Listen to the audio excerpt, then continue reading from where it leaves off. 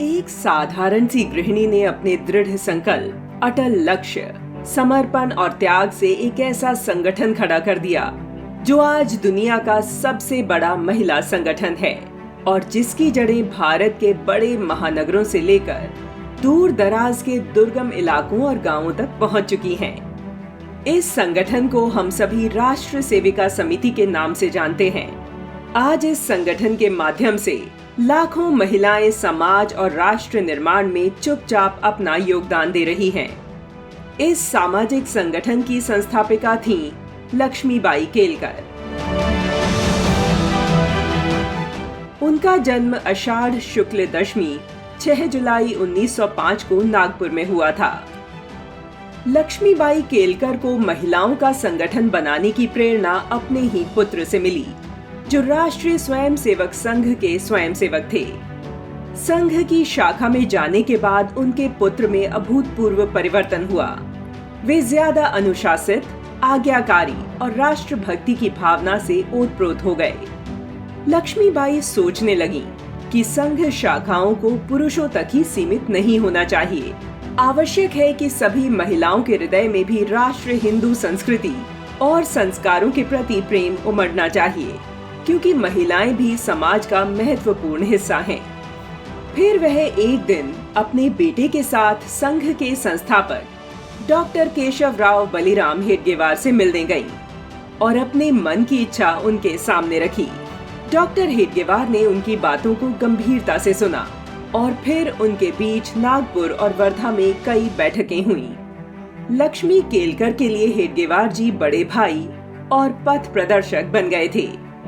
लक्ष्मीबाई केलकर ने उनके मस्तिष्क में यह विचार डाल दिया था कि बिना महिलाओं को सशक्त किए समाज कभी उन्नति नहीं कर सकता, साथ ही देश का विकास नहीं हो सकता।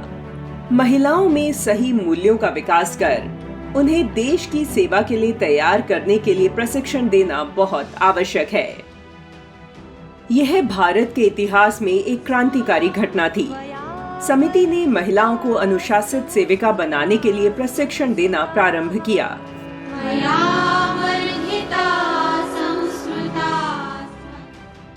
एक शाखा से आरंभ हुई राष्ट्र सेविका समिति की शाखाएं बढ़ती गईं।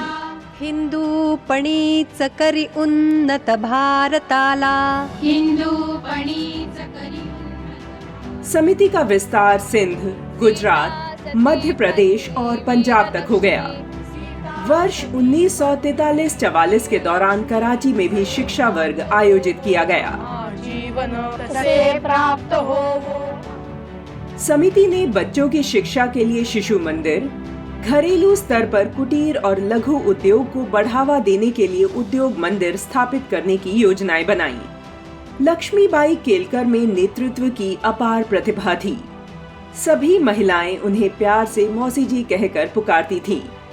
मौसी लक्ष्मीबाई केलकर ने जब यह अनुभव किया कि वर्धा में उनकी बेटी की पढ़ाई के लिए लड़कियों का स्कूल नहीं है, तो उन्होंने स्वयं कन्या विद्यालय की नींव रखी, जिससे वर्धा में नारी साक्षरता का मार्ग प्रशस्त हुआ। वह अपने छोटे छोटे प्रयासों से बालिकाओं को आत्मविश्वास से भर देती थीं। उन्होंने बालिकाओं को साइकिल चलाने और तैराकी सीखने के लिए भी प्रोत्साहित किया। उनके इन्हीं प्रयासों से राष्ट्र सेविका समिति जैसा एक सुदृढ़ राष्ट्रीय संगठन खड़ा हुआ,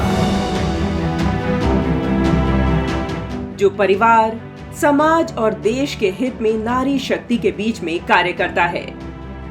कौन जानता था एक साधारण महिला जो मात्र 27 वर्ष की आयु में विधवा हो गई, एक ऐसा अनुपम कार्य कर जाएगी जिससे भारत की आने वाली पीढ़ियां उन्हें सदा सदा के लिए याद रखेंगी और उनका अनुकरण करेंगी और अपना आदर्श मानेंगी। वंदनीय मौसी जी को कोटि कोटि नमन है।